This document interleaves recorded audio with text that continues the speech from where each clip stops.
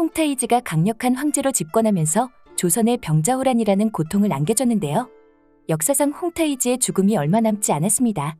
홍타이즈는 1643년에 사망하는데요. 여기서부터 청나라의 정세가 급변하기 시작하는데 이것이 다음 이야기에서 장현과 길체의 상황을 엄청나게 흔들어 놓을 것 같습니다.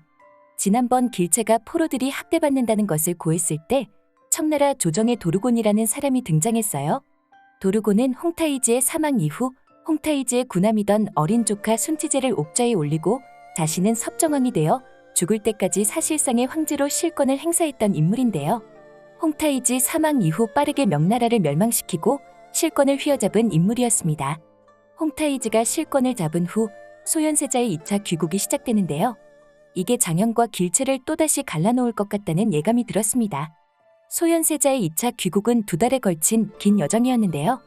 이때부터 소현세자의 건강이 좋지 않았다던 것 같습니다. 소현세자는 어린 시절부터 몸이 약했는데 먼 이국 땅에서 생활하면서 건강이 더욱 악화된 거라는 설이 있어요. 그런데 사실은 건강 때문이 아니었을지도 모르겠습니다. 인조가 소현세자를 질투하면서 열등감을 드러내고 있었잖아요. 더 이상 조선으로 가는 발걸음이 가볍지 않았던 것일지도 모르겠다는 생각이 들었는데요. 장현이 소현세자가 인조에게 미움받지 않도록 열심히 돕기는 했겠지만 소현세자는 이미 비극적인 운명으로 점점 다가가고 있었는데요. 장현은 소현세자의 2차 귀국 때 길체를 조선으로 돌려보낼 생각을 하고 있었던 것 같습니다. 지난 선공개 영상에서 이야기했던 것처럼 장현이 각화에게서 길체를 지키기 위해 일부러 밀어내려고 하는 낌새가 보였거든요.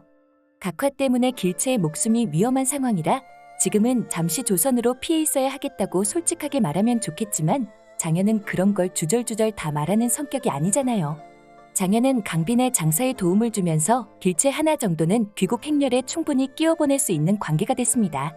길체 역시 새손을 구한 여인이라는 것이 밝혀지면서 강빈이 무슨 소원이든 다 들어줄 것처럼 이야기했었잖아요.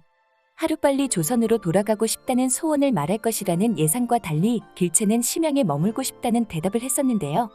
길체가 그런 이야기를 했던 건 장현 곁에 머물고 싶어서였습니다. 그런데 이제는 이장현이 자기를 조선으로 보내려고 하네요.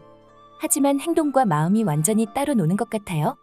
이번 예고편을 보면 장현이 길체에게 당신 남편은 당신을 버렸다고 하면서 조선으로 돌아가더라도 구원무에게 돌아가지는 않았으면 하는 마음을 전하는 것 같습니다. 한시도 떼어놓고 싶지 않은 사람을 돌려보내는데 자기가 조선으로 돌아갔더니 또다시 길체 곁에 구원무가 있는 꼴은 절대 죽어도 보고 싶지 않아서 그런 거겠죠. 길체도 구원무가 자기를 버렸다는 사실을 잘 알기 때문에 그런 그림은 나오지 않을 걸로 예상되는데요. 구원무보다 더욱 문제가 되는 건 인조였습니다.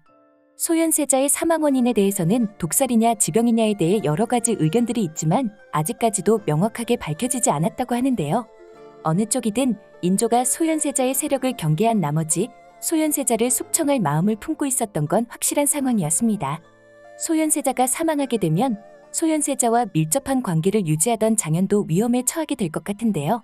첫 회에 장현이 바닷가에서 많은 병사들에게 둘러싸여 피를 흘리고 있었던 장면이 소현세자의 숙청과 연관된 장면일 수도 있을 것 같네요.